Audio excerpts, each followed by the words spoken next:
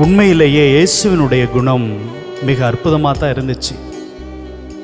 ஆனால் இன்னைக்கு நாம் எப்படி வாழ்ந்துக்கிட்டு இருக்கோம்?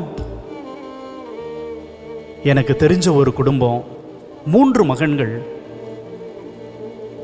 மூத்த மகனுடைய வீட்டில் அந்த தாய் இருக்கிறாங்க.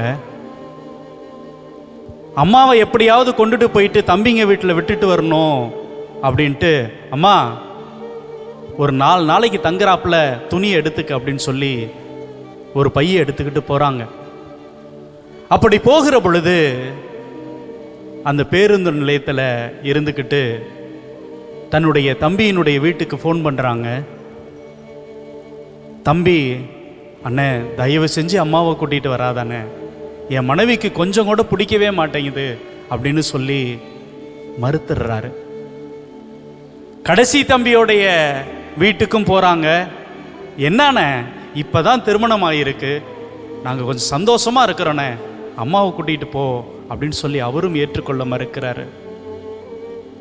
அப்படிப்பட்ட நேரத்தில் இந்த அண்ணன் பேருந்து நிலையத்தில் நிறுத்தி வச்சுட்டு, அம்மா இங்கே நின்றுக்கிட்டுருங்க, எத்தனை மணிக்கு பஸ்ஸுன்னு நான் போய் கேட்டுட்டு வந்துடுறேன் அப்படின்னு போகிறாரு. 1/2 மணி நேரம் ஆகிறது, 1 மணி நேரம் ஆகிறது, 2 மணி நேரம் ஆகிறது, 2 நாள் ஆகிறது. மாத கணக்காகியும் ஏன் வருட கணக்காகியும் எத்தனை மணிக்கு பேருந்து அப்படின்னு கேட்டுட்டு வர போனேன். அந்த மகன் திரும்பி வரவே இல்லை. 3 மகன்களை பெற்ற மகராசி இன்னைக்கு அந்த பேருந்து நிலையத்தில் பிச்சை எடுத்து கொண்டிருக்கிறாள்.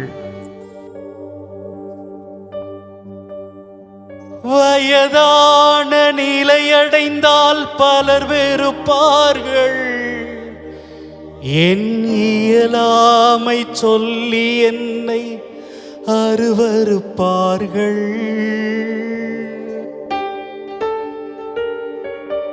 வயதான நிலையடைந்தால் பலர் வெறுப்பார்கள், என் இயலாமை சொல்லி என்னை அருவருப்பார்கள். எந்த நிலையில் நான் இருந்தாலும்